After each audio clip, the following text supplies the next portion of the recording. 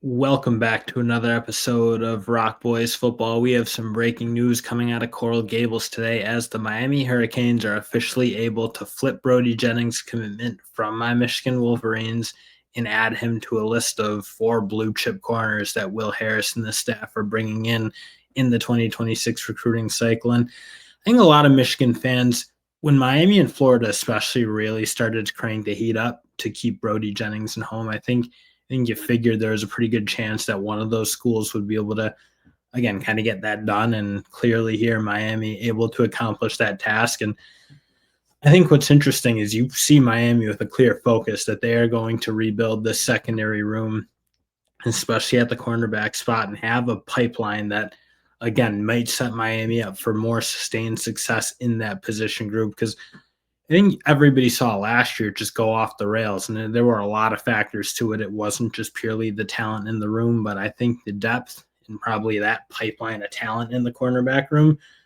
probably not exactly where Miami would have wanted it. And you saw them make a very clear push, not only in your transfer portal cycle over the past few months or so, but also in this 2026 recruiting class that Miami is going to reload that position group, have much more competition, much more depth, and I think that should set Miami up to just kind of rebound in that position and not be exposed in the way they were last year. Along with the fact that they revamped the staff and brought in Will Harris, who not only as a recruiter but also as a developer of talent, one of the best in the game. So yeah, I think you've seen Miami do a really good job of essentially addressing the issues that popped up last year and make sure that just doesn't happen anymore. So big time get for Miami, big time addition into an already competitive room that again needed this kind of influx of talent. So before we get too deep into what Brody Jennings brings to this Miami program, just wanted to thank all the Miami fans for all the support. It's been a blast covering this team,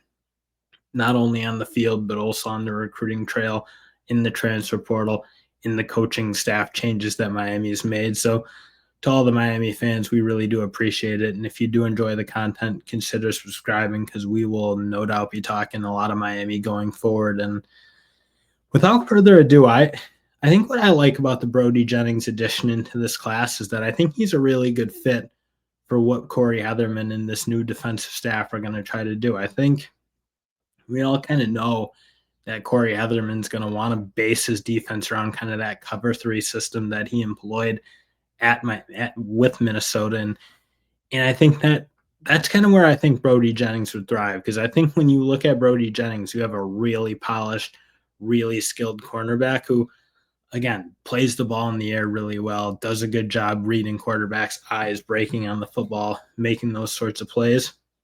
And probably the one area where if you had questions about maybe Brody Jennings as a prospect is, would he be a really elite man cover corner against really shifty wide receivers, like a little bit of a taller, longer corner?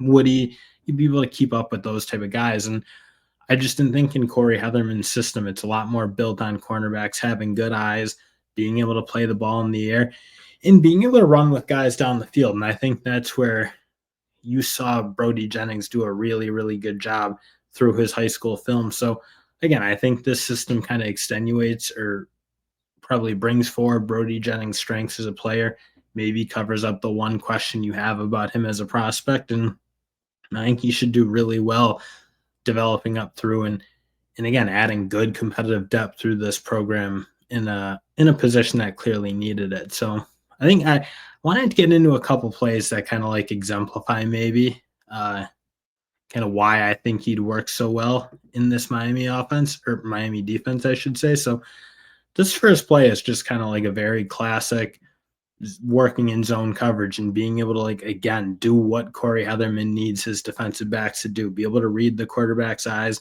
and go break on the football. That to me is ultimately the skill set that'll determine whether Brody Jennings really thrives in this system or whether it doesn't work out. And again, I think you see his polish and kind of his experience and again, just like the cleanliness that he plays with kind of coming forward a little bit. And then I did want to get into another one that, again, especially with the way or with that kind of cover 3 base scheme that Corey Heatherman likes to run. I think the one thing you really need your corners to do is be comfortable playing the ball down the field without a ton of safety help. Because when you have one of the deeper thirds, let's say the field, yeah, you're kind of out there alone in certain moments, and you need to be able to be comfortable, not take penalties, and make things happen. And I think when you look at this play, and this is a good wide receiver he's working against, you just see him. He's got the long speed you kind of need, and he stays calm and he stays in position, like right in that receiver's back hip.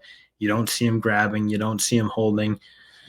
So again, I look at kind of the things Brody Jennings does really well: playing the ball in the air, playing with good eyes, having good long speed, and then tackling in space.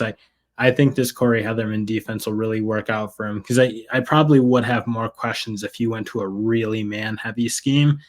Could teams find a way to get kind of a slot like receiver on him, and present some challenges just from not an explosiveness, but like a quickness and a suddenness? Because I'm not sure that he is the most sudden cornerback in the history of the world. So again, I think he's found a really good home. I think this Corey Heatherman system makes a ton of sense for him. And again, I think at the end of the day, what this commitment does for Miami is just continue to reload that talent pipeline in the secondary, where you're going to have really good competition in that room now for years to come. And again, Brody Jennings, when he's a junior, senior, I think will be a really productive player for this Miami Hurricanes team. So just wanted to get on quickly and just talk a little bit about Brody Jennings. I'm sure we'll be kind of back on reviewing some of the upcoming targets. Lamar Brown, he's clearly kind of the one I think most Miami fans are looking at, if there is any. And